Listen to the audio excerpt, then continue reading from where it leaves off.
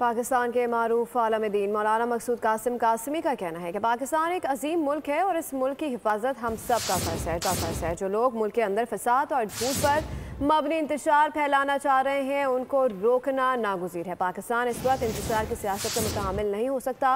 मौलाना मकसूद कासिम कासिमी ने कहा कि इंतशार फैलाने वालों से भी गुजारिश है कि इंतशार की सियासत को छोड़ के मुल्क की तामीर और तरक्की में अपना किरदार अदा करें।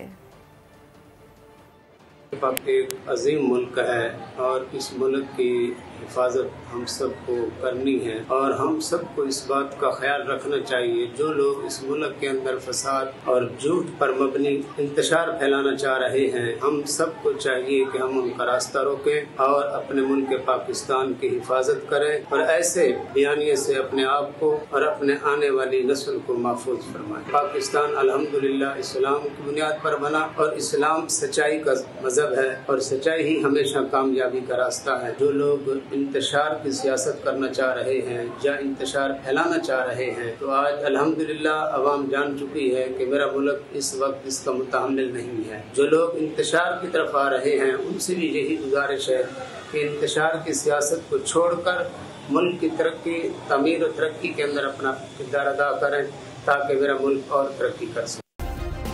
सब्सक्राइब करें और बेल दबाएं ताकि कोई खबर रह न जाए।